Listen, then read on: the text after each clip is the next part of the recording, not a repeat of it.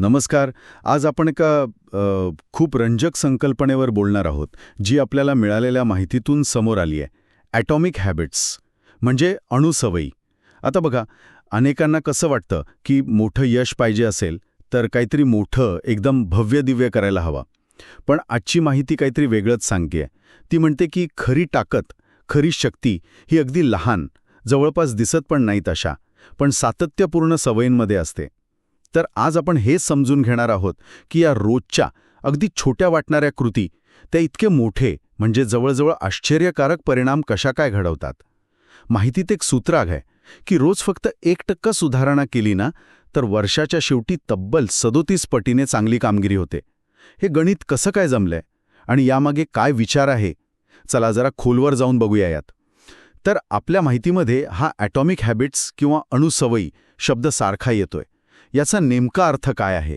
म्हणजे ह्या सवयी अणू इतक्या लहान पण अणुबॉम्ब इतके शक्तिशाली कशा काय? कारण खरं सांगायचं तर हे आपल्या नेहमीच्या विचारांच्या एकदम विरुद्ध आहे. आपल्याला वाटतं वजन कमी करायचं, मग एकदम डाएट आणि रोज 2 तास जिम. बरोबर. हो.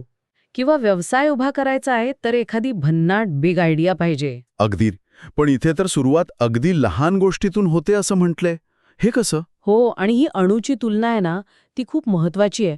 विचार करा, अणू किती लहान असतो, पदार्थाचा अगदी मूलभूत कण, पण त्यात ऊर्जा किती प्रचंड असते. तसंच या अणुसवयी आहेत आपल्या मोठ्या ध्येयांपर्यंत पोहोचण्याच्या प्रक्रियेतल्या अगदी लहान मूलभूत कृती. त्या इतक्या छोट्या असतात की सुरुवातीला त्यांचं महत्त्व जाणवत नाही, पण त्या एका मोठ्या सिस्टमचा भाग असतात. त्यांची खरी ताकद दिसते ती सातत्याने आणि एकत्रित परिणामातून, लगेच नाही दिसत. हे अगदी चक्रवाढ व्याज कसं असतं तसंच आहे. अच्छा, चक्रवाढ व्याज. इंटरेस्टिंग. हो, आपण बँकेत थोडे पैसे ठेवतो, सुरुवातीला व्याज किती मिळतं? अगदी थोडं. पण हळूहळू व्याजावर व्याज लागतं आणि काही वर्षांनी तीच रक्कम खूप मोठी होते. सवयींचं अगदी तसंच आहे. म्हणूनच जेम्स क्लिअर म्हणतात की मोठं यश मिळवण्यासाठी मोठ्याच कृती लागतात, हा गैरसमज आहे. म्हणजे खरी ताकद छोट्या, सातत्यपूर्ण कृतींमध्ये आहे. हे चक्रवाढ व्याजाचं उदाहरण खरंच पटतंय. म्हणजे समजा मी रोज 10 पानं वाचायला सुरुवात केली. आठवडाभरात काय फरक पडणार? काही नाही. महिनाभरानंतरही कदाचित वाटेल, छे काय फरक पडलाय. आणि इथेच बहुतेक जण सोडून देतात. बरोबर.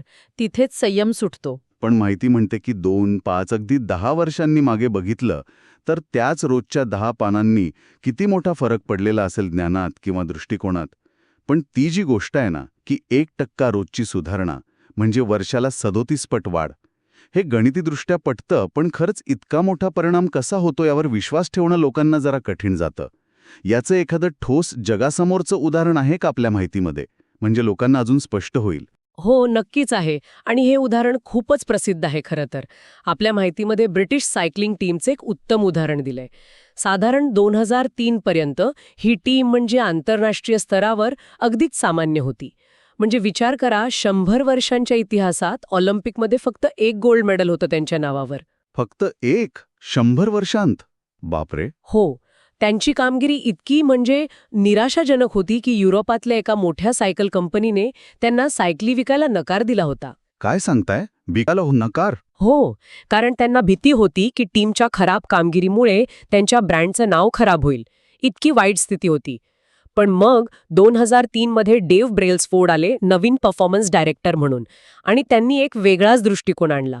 त्याला त्यांनी नाव दिलं aggregation of marginal gains. Aggregation of marginal gains म्हणजे अगदी सोपं, प्रत्येक लहान गोष्टीत फक्त 1% सुधारणा करायची. हां. त्यांनी ठरवलं की सायकलिंगशी संबंधित प्रत्येक लहान-सहान गोष्ट बघायची आणि त्यात फक्त 1% सुधारणा करायची. त्यांचा विश्वास होता की ह्या सगळ्या 1% सुधारणा एकत्र आल्या की खूप मोठा बदल घडवतील. प्रत्येक लहान गोष्टीत 1% सुधारणा. हे ऐकायलाच आश्चर्यकारक वाटतंय. म्हणजे नेमकं काय काय बदललं त्यांनी? सायकल चालवणं तर तेच राहणार ना? मग ही 1% सुधारणा म्हणजे नक्की कुठे केली? इथेच तर खरी गंमत आहे. हां. त्यांनी अशा गोष्टींमध्ये सुधारणा केल्या ज्याचा आपण विचारही करणार नाही. हां. अर्थात सायकलच्या टायरचं घर्षण कमी करणं, सीट जास्त आरामदायक बनवणं हे तर केलंच. पण त्यासोबत त्यांनी विचार केला की सायकलपटूंच्या मसाजसाठी कोणतं तेल वापरलं तर स्नायू लवकर मोकळे होतील. त्यात 1% सुधारणा. खेळाडू थंडीने आजारी पडू नयेत म्हणून हाताळायला सोपे इलेक्ट्रिक हँड वॉर्मर आणले. अच्छा. खेळाडूंना चांगली गाढ झोप लागावी म्हणून प्रत्येकासाठी वेगळ्या उषा आणि वेगळ्या गाद्या निवडल्या. उषा आणि गाद्या सुद्धा. हो.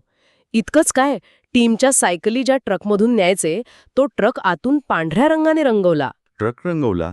त्याचा काय संबंध? संबंध होता. पांढऱ्या रंगामुळे धुळीचे बारीक कणही सहज दिसायचे आणि सायकलची निगा अजून चांगली राखता यायची. त्यांनी डॉक्टरांना बोलावून खेळाडूंना हात कसे धुवायचे याचं योग्य ट्रेनिंग दिलं, साधे इन्फेक्शन टाळायला. अरे देवा. अशा शेकडो अगदी किरकोळ वाटणाऱ्या सुधारणा त्यांनी केल्या. अविश्वसनीय. म्हणजे मसाज तेल, उषा, ट्रकचा रंग या सगळ्याचा परिणाम होतो कामगिरीवर, हा विचारच नाही करत कोणी सहसा. पण मग या सगळ्याचा मिळून परिणाम काय झाला? परिणाम अहो थक्क करणारा होता. डेव्ह ब्रेल्सफोर्ड आल्यापासून फक्त 5 वर्षात 2008च्या बीजिंग ऑलिम्पिकमध्ये ब्रिटिश सायकलिंग टीमने तब्बल 60% गोल्ड मेडल्स जिंकली सायकलिंगमधली. 60%? हो. 4 वर्षानंतर लंडन ऑलिम्पिकमध्ये 9 ऑलिम्पिक रेकॉर्ड्स आणि 7 वर्ल्ड रेकॉर्ड मोडले त्यांनी. आणि इतकंच नाही, पुढच्या 6 वर्षात 5 वेळा टूर दी फ्रान्स जिंकली, जगातली सगळ्यात मोठी सायकलिंग स्पर्धा. 5 वेळा. विचार करा, जी टीम 100 वर्ष कुठेच नव्हती ती पुढच्या 10 वर्षात जगातली बेस्ट टीम बनली. आणि हे कशामुळे?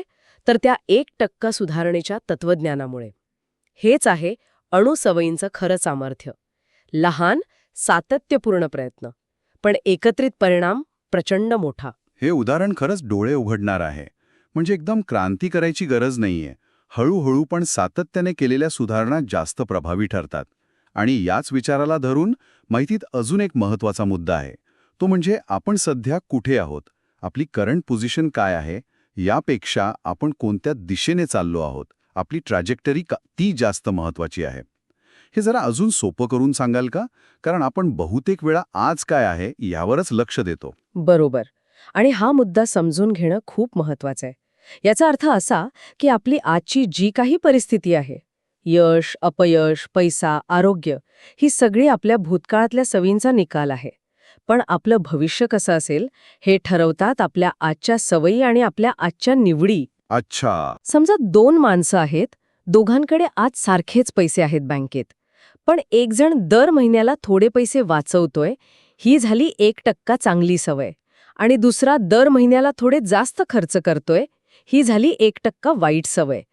आज जरी दोघांची स्थिती सारखी असली तरी त्यांची भविष्याकडे जायची दिशा, ट्रॅजेक्टरी पूर्ण वेगळी आहे. हो, बरोबर. पहिला आर्थिक स्वातंत्र्याच्या दिशेने चाललाय तर दुसरा कदाचित कर्जाच्या दिशेने. त्यामुळे यश हे एका रात्रीत नाही मिळत. ते रोजच्या सातत्यपूर्ण योग्य निवडींचं, सवयींचं फळ आहे. आणि अपयश सुद्धा एका रात्रीत येत नाही. ते पण रोजच्या नकळत केलेल्या चुकीच्या निवडींचा परिणाम असतो.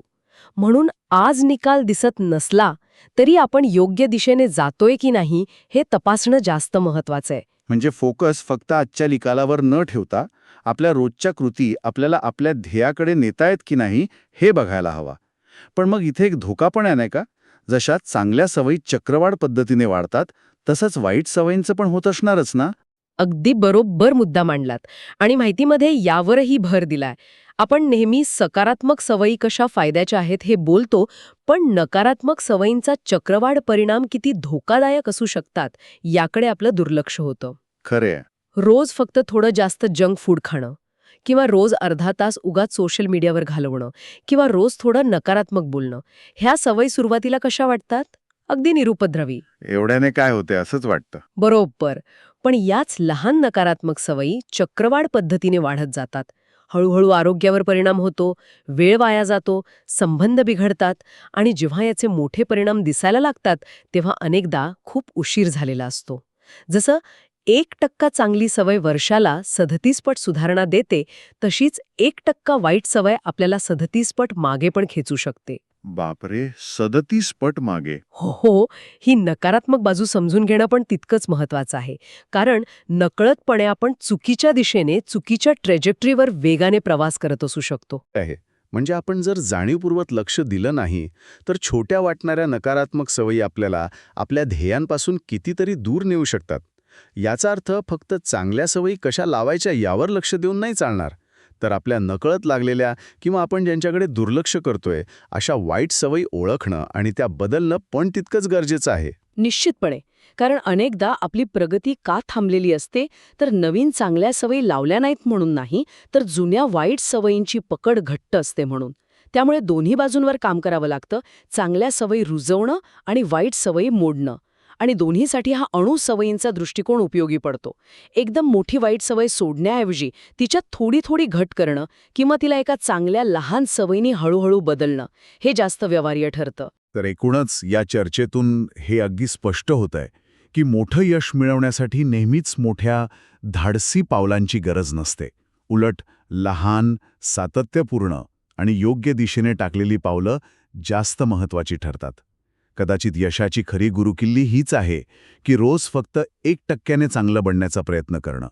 कालपेक्षा आज कोणतीही गोष्ट थोडी जास्त चांगली करणं. अगदी. हे जास्त खरं वाटतंय आणि जास्त काळ टिकणारं पण वाटतंय, नाही का? हो. यात अपयशाची भीती पण कमी होते, कारण ध्येय खूप मोठे नाहीये, फक्त आज थोडं चांगलं करायचंय. तर आजच्या या आपल्या विचारमंथनातून आपण बघितलं की मिळालेल्या माहितीनुसार अगदी लहान वाटणाऱ्या सवयींमध्ये किती प्रचंड ताकद असू शकते. ती 1% रोजची सुधारणा, जी सुरुवातीला दिसत पण नाही, ती चक्रवाढ व्याजासारखी वाढून कालांतराने आश्चर्यकारक बदल घडवते.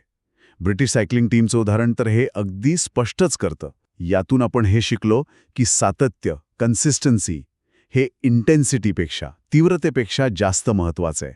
आणि आपली आजची स्थिती काय आहे यापेक्षा आपण कोणत्या दिशेने प्रवास करतोय हे जास्त निर्णायक ठरतं. अगदी बरोबर. आणि जाता जाता एक विचार प्रत्येकाने नक्की करावा, जो या माहितीच्या आधारावर मनात येतोय.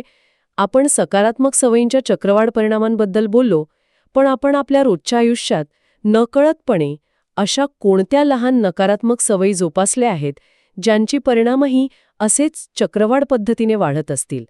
अशी कोणती 1% रोजची वाईट निवड आहे जी आपल्याला आपल्या ध्येयांपासून हळूहळू दूर नेतीये आणि आपल्याला त्याची जाणीवसुद्धा नाहीये? कदाचित ती रोजची 10 मिनिटं उशिरा उठण्याची सवय असेल किंवा कामाच्या मध्ये उगाच 5 मिनिटं मोबाईल बघण्याची सवय असेल. कोणती आहे ती एक छोटीशी नकारात्मक सवय जिचा चक्रवाढ परिणाम आपण खूप कमी लेखतोय? यावर विचार करायला हवा.